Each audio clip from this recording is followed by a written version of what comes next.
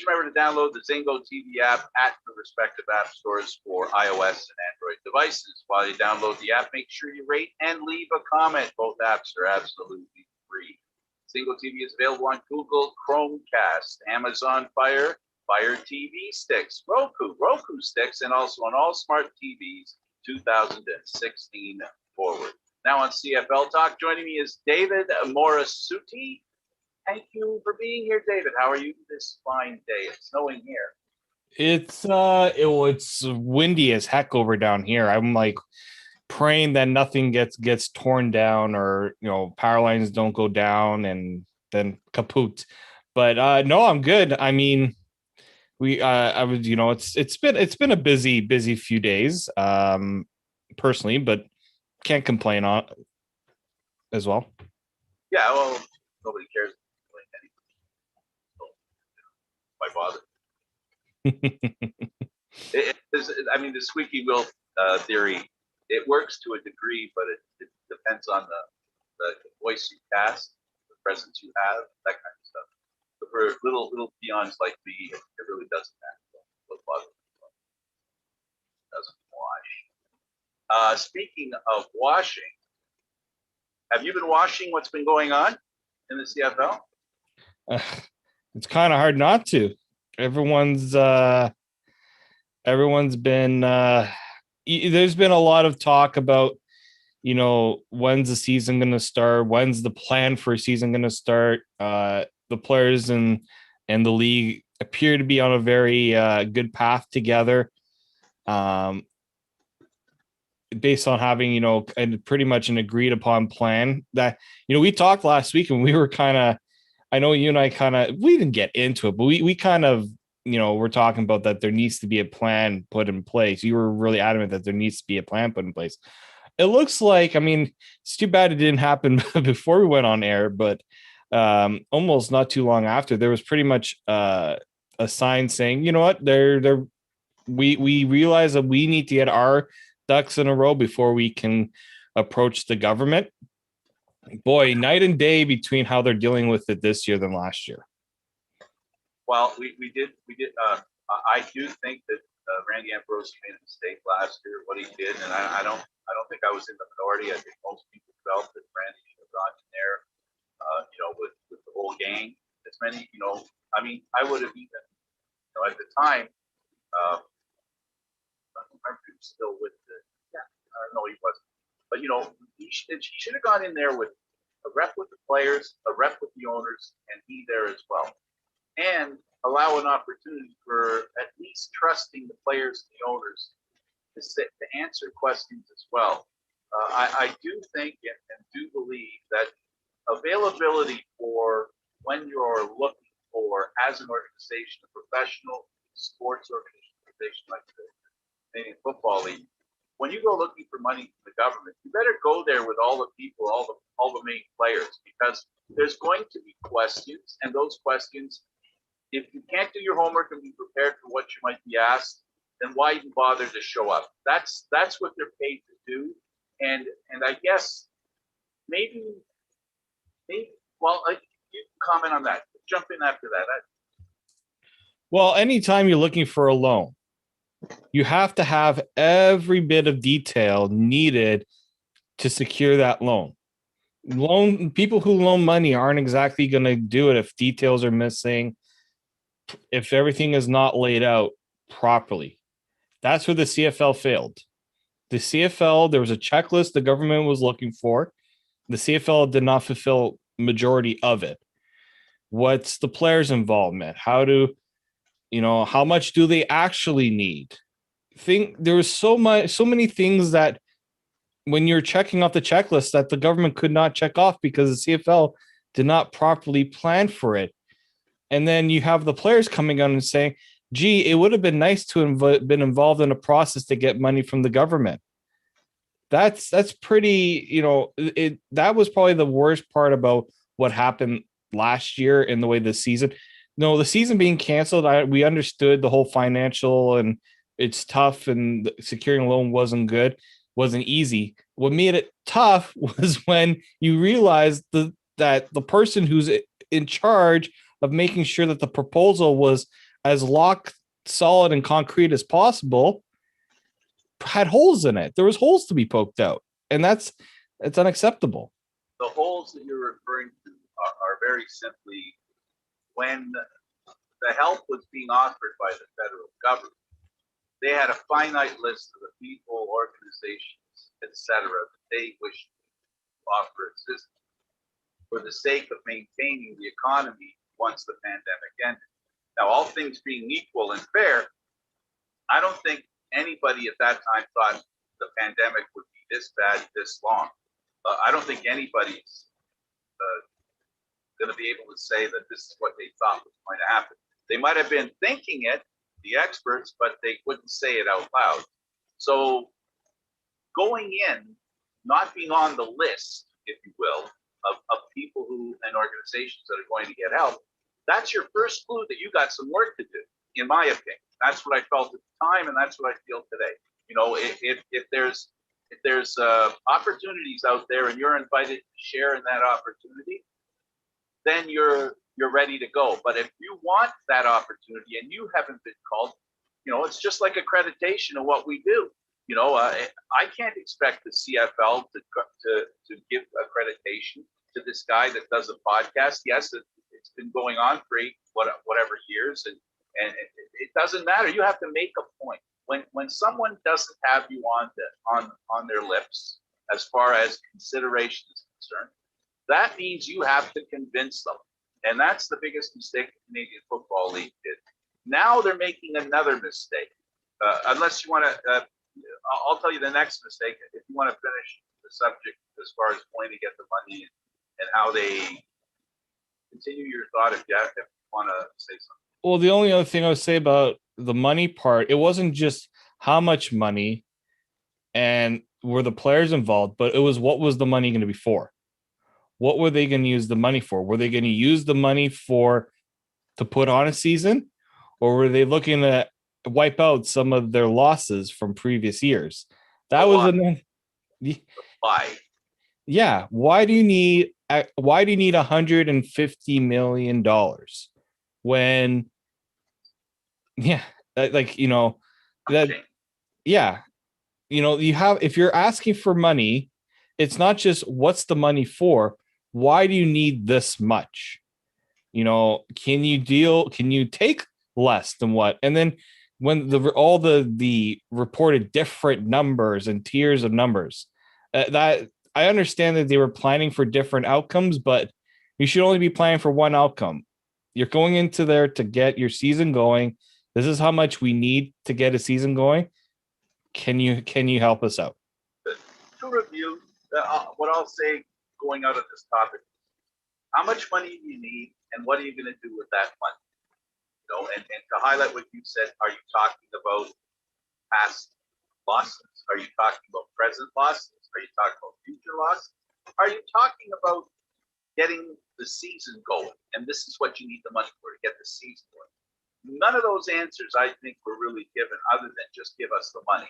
And that definitely is not going to, I'm sure it was less stark than that, but still, that's how it came across in my mind, rightly or wrong.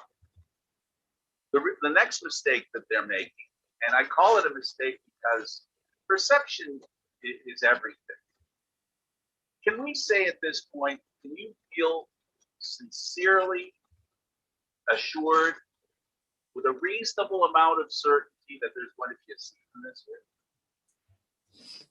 Oh, I'm not 100% convinced, but I am also not like some people who are on the fence. I'm like 90% convinced because I just don't see a scenario where it can't happen. But I can also see that, you know, the one roadblock that still remains an issue is vaccinations and relying on having some fans in the stands. That you're putting reliance on the government to give you the A-OK to have fans. That's relying on something you cannot control. You can have the best protocols, and we have seen with how many how many leagues, the NHL, the NBA, MLB have tried to not only have a season in their own arenas. That's been the biggest problem. The CFL is going above that and saying we want to have fans. Now the government will say we'll allow you to play in your stadiums, but we're going to hold off on the fans part until we see where our cases number are like. And I think that's what they're waiting for. I just think the CFL needs to realize that their commitment should be to have a season, whether it's fans or no fans. But if they're thinking that it has to be with fans, that makes me worried. Again, what can they do to convince or to assure the fans that there's going to be a season? There really isn't much. And the failure for me, the failure for me is there should be a drumbeat. And that drumbeat should be, we can't do this without you. And that's all they need to say. I've said this from the beginning, and I'll say it again. The CFL should be sending out a message like a drumbeat. We cannot do this without you. That's not to say we can't do this. It's to say we can't do this without you. The clear message that the fans and their participation needs to be the central decision-making process of whether there's a season or not. There can be no mincing of words. There is no season without you. The CFL fans have to be a part of it. It's the reality of the Canadian Football League. The National Lacrosse League, they have foregone their season and they said, well, if we're not going to have a shortened season. We're not going to do this. We're not going to do that. We're going to hope that we can come back in December and start our new season. And that's the next season we'll do. They've walked away from the season. Sometimes you have to bite the bullet. And I know why they won't, because of the faction of people who are harping on the fact that if there's no season this year, the CFL's done. I mean, have you heard that? Have you heard that statement or something similar to that? I've heard it countless times. I mean, there's only so much a league can do to stay alive without playing. The whole point of the league is to play. Eventually, players are going to decide, I cannot sit aside and not collect a paycheck for my family. I mean, I don't want to speak for them, but I guarantee TSN is going to be like, why are we a broadcast partner for you if you're not going to play games? Sponsors are going to say, why are we sponsoring a league that doesn't want to play games or is not able to play games? That's the big thing. You know, they were able to get away with it last year because of the costs and what it would have meant, how much potential damage it could have done to the league in the future. They were talking about coming back bigger and stronger and with a better grasp on being, having more stability.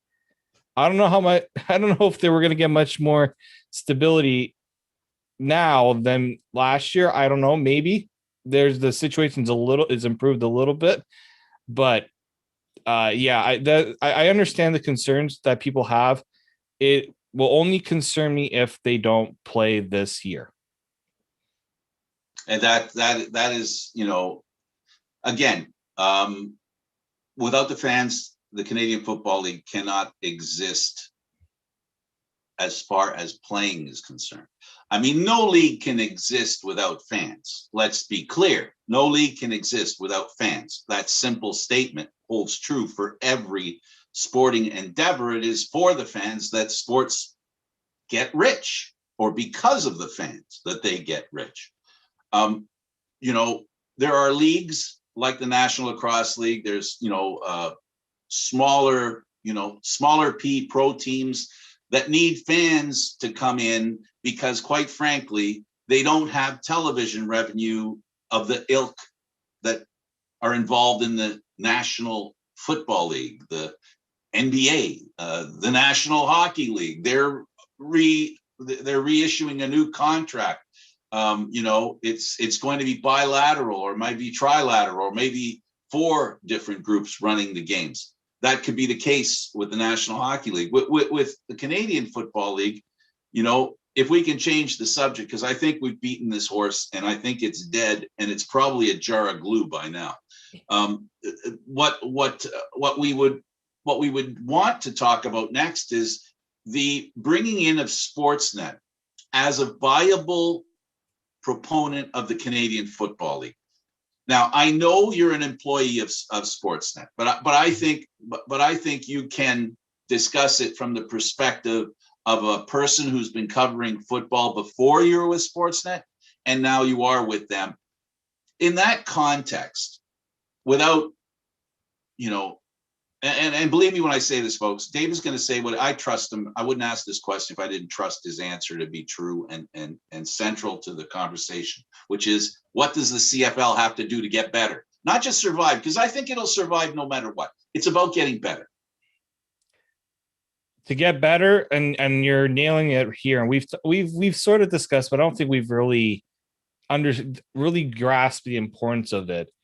You look at the leagues that are doing well, they have multiple media entities interested in covering the league, not just casually, but enough to give it an audience where people can see that this league is worth talking about. I look at, Frank, you and I have been to how many Argos practices? Enough to know that it's you, it's me, it's the Toronto Sun, who's a partner with MLSC and the Argos, and TSN. And on the off days, there's one or two others. CBC, some other newspapers. It depends on the story. A new GM, a new coach. That's usually a big player, a real name player. Then you'll start getting more media folks coming in. But how do you do that, David? What's the cart and what's the horse? Because it's really simple. It's simple to suggest that there should be more attention paid to the Canadian Football League, to the Toronto Argos here in Toronto, and every other city that has a CFL team. But where do you see the interest in that developing? Is it if Sportsnet gets involved, and now you have two big networks involved, now you have all the little groups that fall under their flag, under their banner, right? You get them involved, and then you'd be surprised how many show up. Like even CHCH TV from time to time sends somebody. They send them at the Grey Cup. I've been to the Grey Cup. It's a great following of media for the Grey Cup. How do we make that happen for the league as a whole? I really think, and I'm repeating myself, but I think it's important. The drumbeat is bring in Sportsnet. I'm not a fan of Sportsnet. I'm not against Sportsnet. I'm not a fan of TSN. I'm not against TSN. I'm just looking at it from a commentator's view, an interested party, because I am interested in that league. It interests me, and I would like to see it get better. Anything we can do to make it better. So, do you think it would have an impact that if Sportsnet, maybe even showed the odd game? Oh, I actually, Frank, I will tell you this: the future generation is not consuming sports in the same way that, I will say maybe I'm an anomaly. I'm a little different. The future generation isn't consuming sports the same way anymore.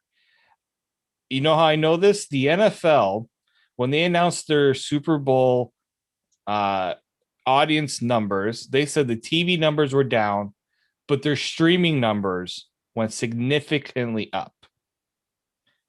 This is where the CFL has, and there's two opportunities they have here. One, they don't have, I don't think, have a digital rights sponsor to show their games. I don't know how the broadcast contract works for TSN, if TSN is just the broadcast partner for TV. If I am the CFL, they could go to Sportsnet if they like, because Sportsnet is pushing for digital, a little more on the digital side with their digital platforms. There's also another company that's taken some sports from other leagues, from other networks. I'm talking about DAZN or DAZN. I'm pretty sure it's DAZN. You can Premier League. I believe. I mean, NFL's with Daz and MLB is going to have some games on there. That's where the younger crowd is going. They're going to. They don't have cable, as you know. They don't have TSN. Absolutely. Some don't have Sportsnet. So guess where they're Hey, going? can I inject this? Go ahead. Even cable is on the internet, because now I subscribe to Rogers, and their TV is a digital platform. It's not your standard what used to be cable. You know, right on the television, you can go right to the internet. So you don't have to go to TSN. You don't have to go to Sportsnet. You can go to YouTube stories that carry whatever's going on. So I just wanted to interrupt and throw my 2 cents. I wanted to impress people that I understand the internet. YouTube, Frank, you just mentioned YouTube. They can go to YouTube and ask to broadcast games. The CFL needs to think outside of the old school way of doing sports. I think digital is the way to go for them, because a lot of these other leagues are doing that. You know, I think that's one. And the other thing too is betting, gambling. I think we were going to talk about this a little. It's something I wanted to bring up. Okay, well, give it a second. Just give me a second to add to what you asked the question. Yeah. TSN and RDS will continue to receive exclusive Canadian broadcast and digital media rights in all languages to all preseason, regular season, and playoff games, as well as exclusive radio rights in both languages. So there's an innate exclusivity that's been granted by the Canadian Football League, which I think is short-sighted, because the points that you raise the fact that it would be short-sighted. When you have only one group of people and you don't expand it and allow the free enterprise of people trying to figure out ways to get those eyeballs, and the eyeballs they're trying to get are going to watch this thing over here, right? Watch this shield. Then it's counterproductive. One thing we've learned. Anyway, I'm going to stop. Continue. Okay. You asked the question. But no, I thank you for getting that, Frank, because now it talks. Now I hate to say this, but guess what? The CFL has been let down by TSN, because Sportsnet has the exclusive broadcast and digital rights. So TSN has regional hockey rights in Winnipeg, Ottawa, Toronto, Montreal. I believe that's it. That's the only ones they have the broadcast on TV. They can't do anything with digital in terms of highlights, certain things they cannot put on their digital, because Sportsnet owns those rights. It's been well documented.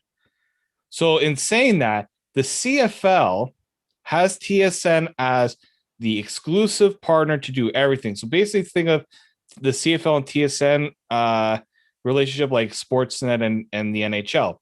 Where TSN has failed the CFL is that if I want to go and watch a certain play from a CFL game, is it easily accessible?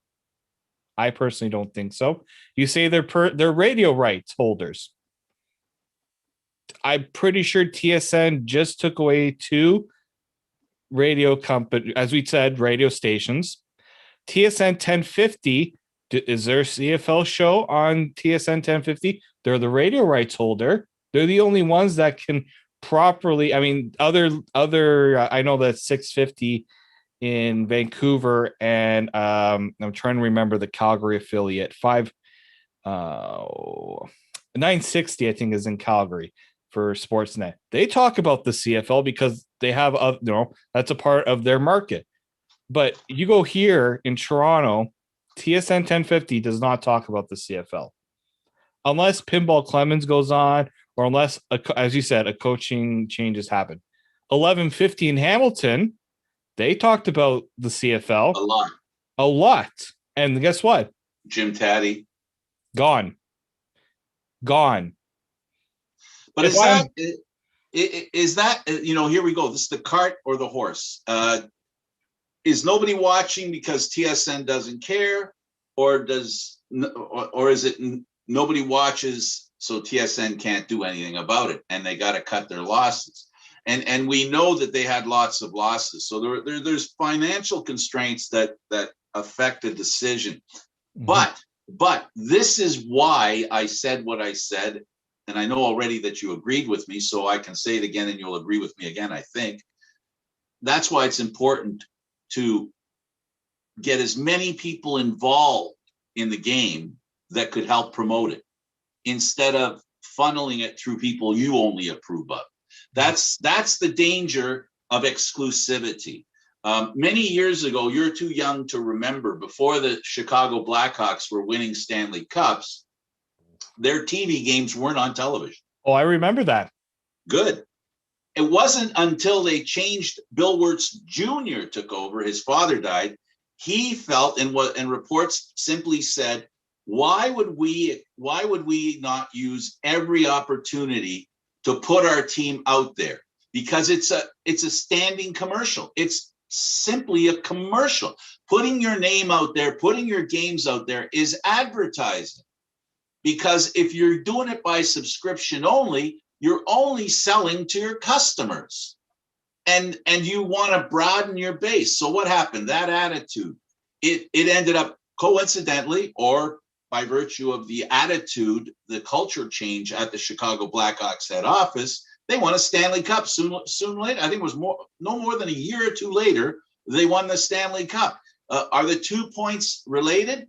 I think they are, because quite frankly, when you open up your business to competition within itself, and you seek the best foot forward, instead of having, this is the Japanese theory on business, where they take the employees' ideas and management looks for those ideas from the employees, because the employees have an interest in making the company better. When you realize that, and you offer that opportunity to the people below you, you'd be surprised what they could do. So the same thing's true with the CFL. The CFL should say to TSN, I tell you what,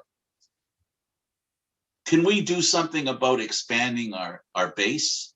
And if not, then basically, I don't know, put the feelers out on what Sportsnet would be willing to pay to do X or Y. Like, how much would they pay for 2 games a year and whatever exclusivity those 2 games offer? We've got to try stuff. The CFL has to try stuff. They have to think outside the 50-yard line. They've got to do that. They can't just keep paying attention to the 50-yard line. They've got to look to the sidelines and see who's not in the game and can they improve the game. So I will say this, because one company has the exclusive rights, guess what happens? There's no competition for coverage, because there's none. What do we always see when you look at TSN and Sportsnet? Usually there's a slogan saying, home of hockey, or right, Canada's top hockey coverage, or something like that. Absolutely. There is none of that with the CFL. The CFL has nobody that is fighting to cover their league and prove that they are the best media, or they provide the best analysis. There's no one fighting with TSN for that. Actually, if you really think about it, the person that is beating TSN, a good friend of ours, Rod Peterson. He is the only one daily doing a CFL show daily, bringing on players, bringing on analysts. They have actually done more in terms of competition than any of the other sports media. The problem is, they're limited, right? They're not, and actually that's a full out digital platform. It works, but maybe not to the point. They are on Game Plus, the Rod Peterson show. Rod Peterson, I consider him a friend, and he's been very kind to me. I've been on his show a few times. The thing that he has going for him is that he's making decisions within his group, whatever his sphere of influence is his immediate sphere of influence. He's making decisions that are based on what he wants the Rod Peterson show to be. And the decisions he's made are to separate himself a little tiny bit from the CFL, and he's made room for other sports. But he's working on the premise, and I interpret it this way, and Rod, forgive me, because I don't want to make this sound like you're trying to fool people, but what he's doing, in my opinion, by definition, if you've ever heard of the term bait and switch, you know, he'll have big names on, big reporters reporting on big events other than football and the Canadian Football League. And then he throws in the Canadian Football League. And this is what it does. And this is to the point you've been making, and this is to the point I'm trying to make.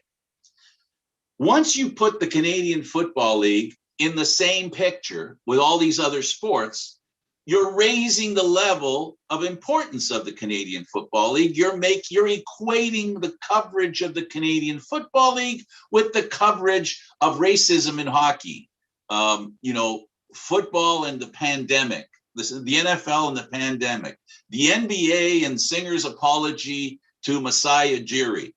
That's all in the same little, you know, that little time slot, right? It draws interest to people who aren't CFL fans, but maybe gives those people an opportunity, and gives the Rod Peterson Show an opportunity to say, hey, this stuff's not bad. You should check it out.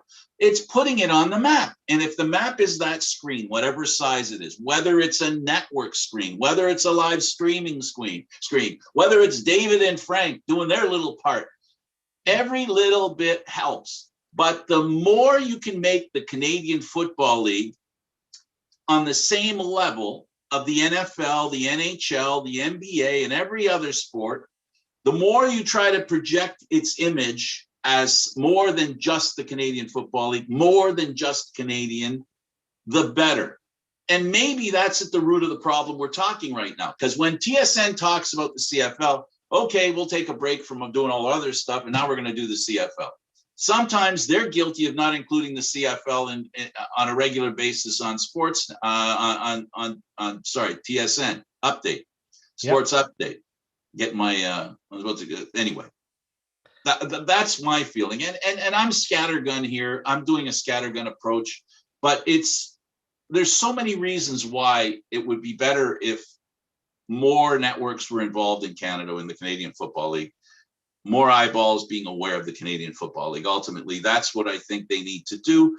It's a lot of work, David. It isn't going to happen overnight. It's you know, if you can equate it to the way politics works right now.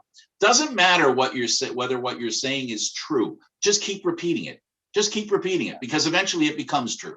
And unfortunately, that's the reality. The way people on the other side, the way I am, and other people are looking at the screen, whether it's the computer or the TV, we're waiting to be told what's great. And it's the truth. But you got to tell people how great it is before they believe it. That's just a simple reality. I know it sounds terrible what I'm saying, but it's the reality of life. You have to put them out there. They have to spread out their name as far as they can. And they've got to think outside the field of play. They need to think outside the field of play, and they got to invest in that as well, not cut. Unfortunately, the CFL not too long ago made massive cuts to their media. I would say they kind of merged their media and marketing department together.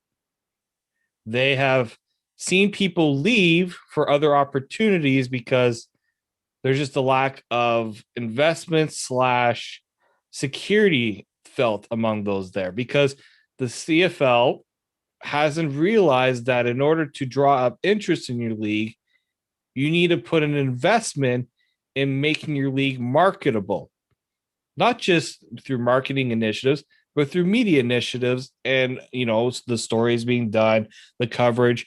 You know, the CFL always makes sure that they're covered on CFL free agency, the CFL draft. What about when the CFL isn't playing? You know, what's keeping your league? What's keeping people talking about the league when it's not happening? The NFL, day or night, something is being talked about in that league. MLB, NHL. That's where the CFL falls back on those other leagues, because when the season is over, there isn't much being talked about. It's done. We'll wait until free agency happens or when big news happens. That's a big problem. I also look at MLS and CFL suffer from a very similar issue, as you said. There just isn't the competition for anybody to talk about it media-wise. People love going to the games, You look at, if you go to Toronto FC games, they got a decent crowd because people love soccer. They love the sport, and they'll go because that love for the sport.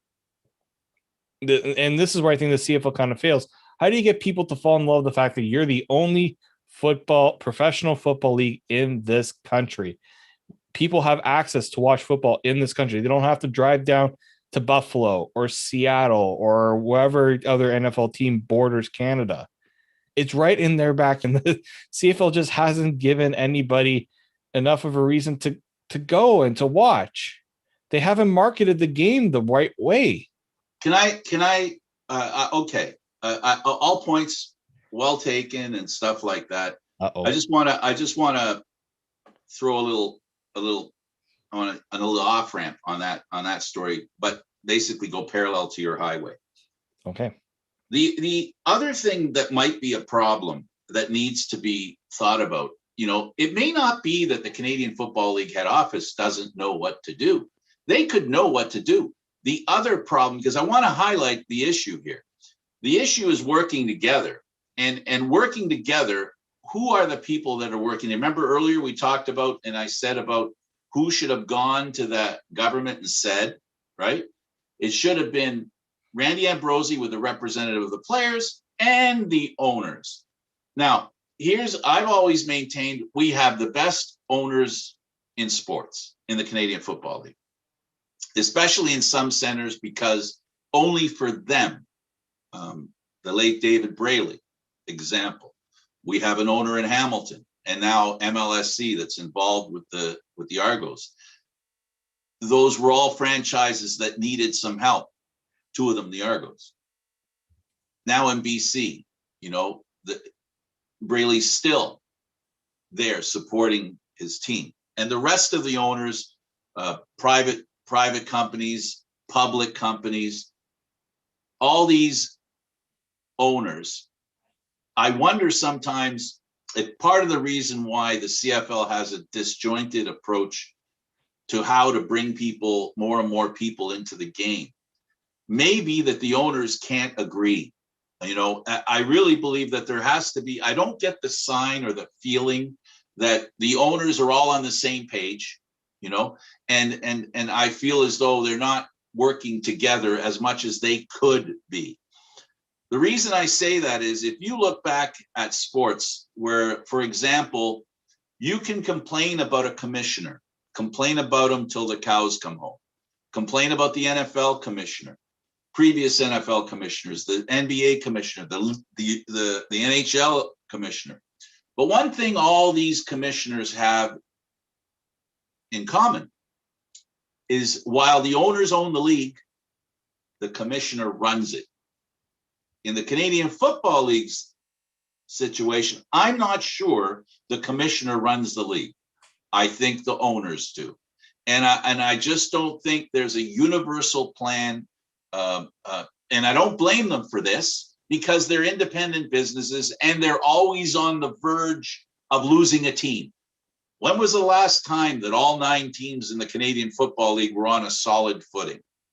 Some might suggest that is today, but it wasn't. Montreal didn't. Montreal, when Toronto wasn't, Montreal was, and now Montreal wasn't. And, and now we're looking ahead to BC. This is not for me to push on a nerve, on a CFL nerve. It is just to give my opinion based on, I need to feel more from the ownership of the Canadian Football League as a group. I just don't feel it. I might be wrong. It could be there. I just don't see it. Right. And I would like to see it. It should become more obvious that the owners are working together for this league. It just doesn't seem like it sometimes. I don't know. I'll leave it there and you can pick up the ball. I will say this. It felt like that when it felt like that when the league didn't play last year. It felt like the owners were more concerned about what was it going to cost them versus what will this do to the league.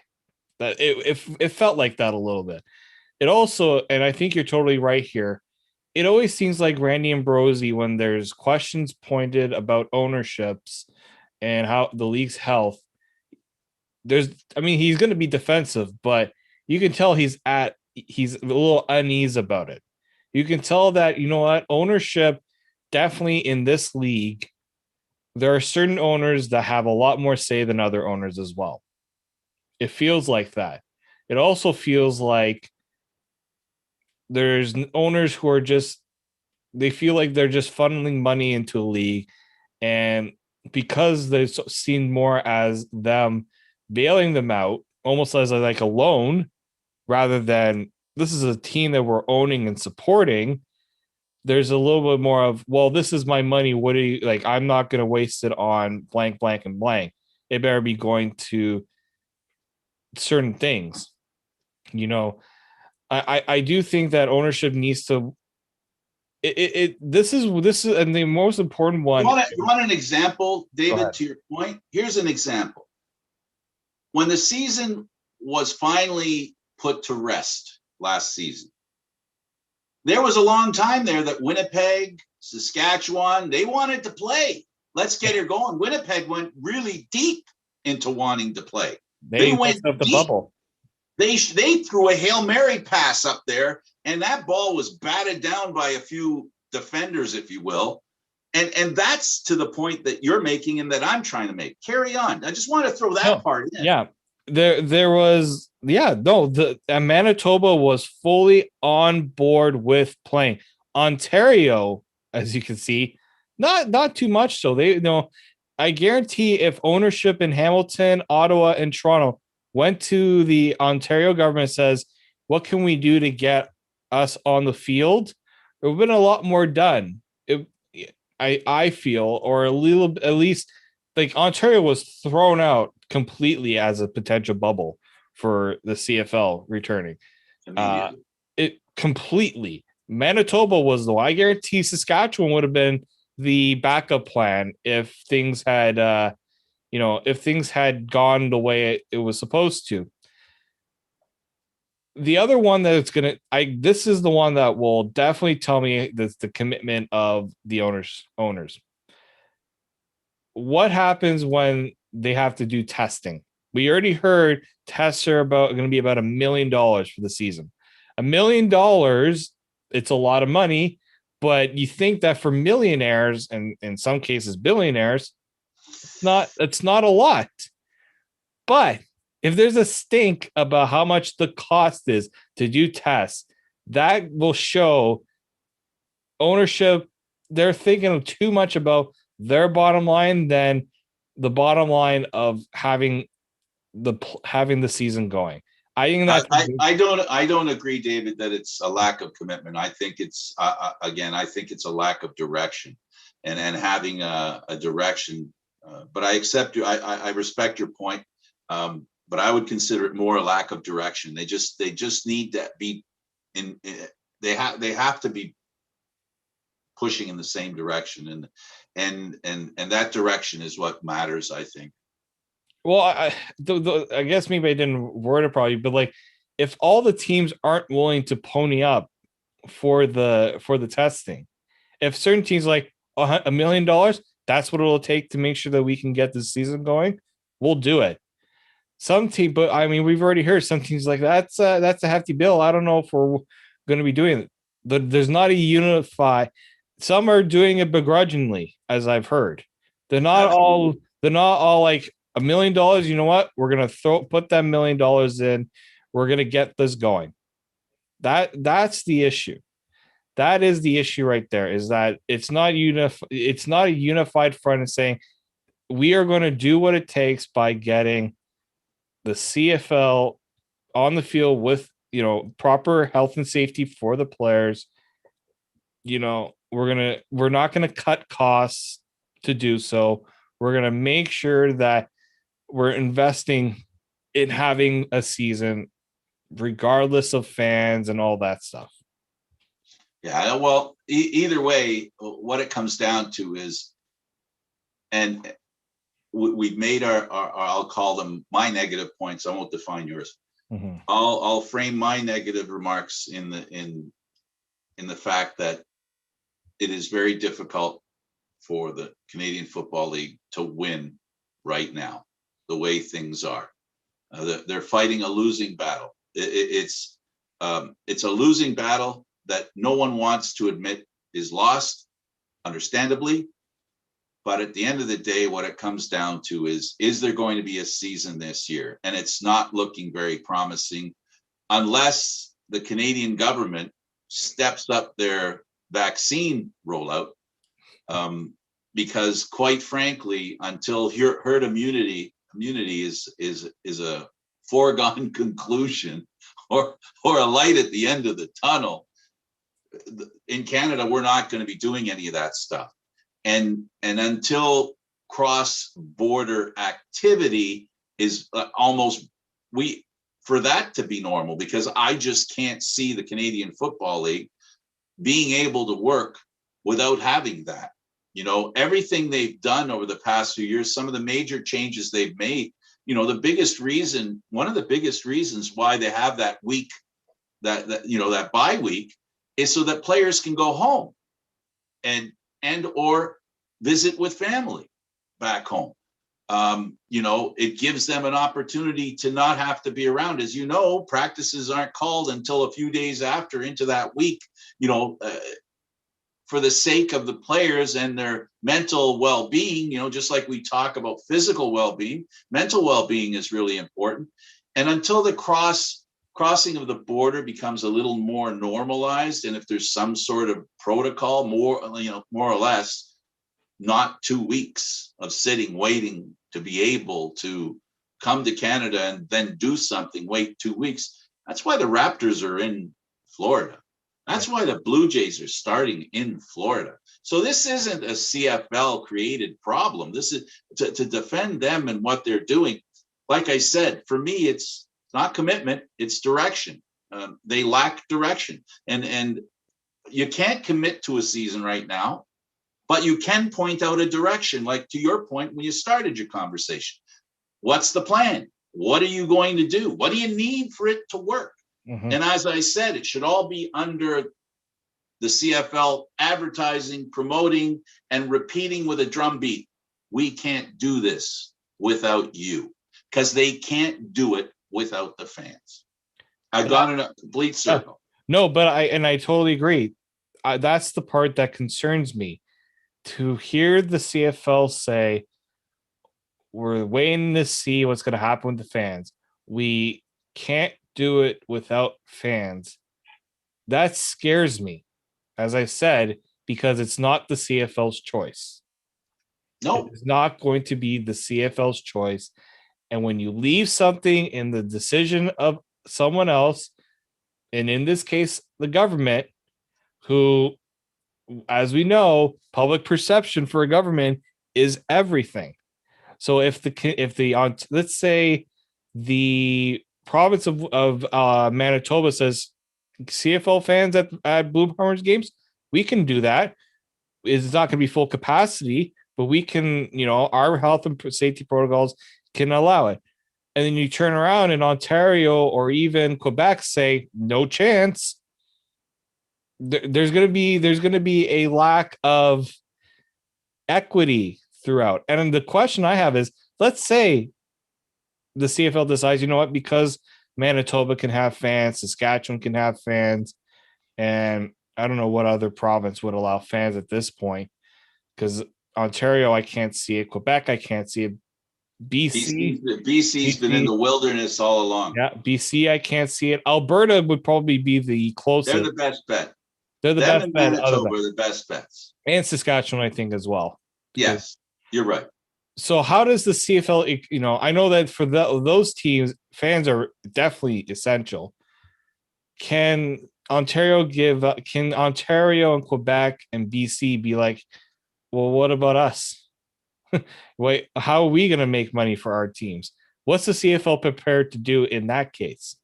Is there going to be some sort of, we're going to have to pool the money together from Ticketgate and make sure it's equal for everyone? Can the CFL get all the owners to sign off on that as a potential solution? Or, are they going to have to do something different, creative to get, we saw NHL teams put ads on helmets. I mean, the CFL does sell ads. maybe they're going to have to figure out another avenue to generate a little more revenue. One of those, it's not going to be a factor this season, but down the road, it's going to be gambling. Absolutely. Yeah, this is a tough nut to crack. I have nothing but the most respect for the owners, the organization itself, the league. I have respect for TSN as well. That, they're all doing the best they can. I just don't think they're leaving us with the thought and the belief that they are, and I think that's messaging and that's direction. I think that's really important. And unfortunately, it's so hard. Like once you're in the wilderness, once you've lost your way, you don't know where you are, it can be a real challenge to get back on the road to where you need to go to get to where you want to be. And we both, I can speak for you very clearly. You have two people you're watching that respect and are willing to do anything to ensure the Canadian Football League message gets out there. We do our part. We try. As little of a contribution as it may be in some people's eyes, as much as it is in others, it's important that we keep talking about it and we keep offering opinions to the Canadian Football League in the hopes that they're listening and that maybe they get maybe a little bit of an opinion. This is why free speech is so important. The CFL has to listen, and free speech also is required of the owners to look at Randy Ambrosie and the people under them to ensure that they listen to what they have to say. And I know for a fact, if not all the time, every CFL team does it for a time. Mm-hmm. This is the tough part. When you consider, I had a train of thought here, and I totally, I was totally out of the water. Yeah, you that point was so good, Frank, that I'm just like I'm totally mesmerized by it. Well, every so often, even a clock is right. Yeah. Broken clock's right twice a day. But this is the thing.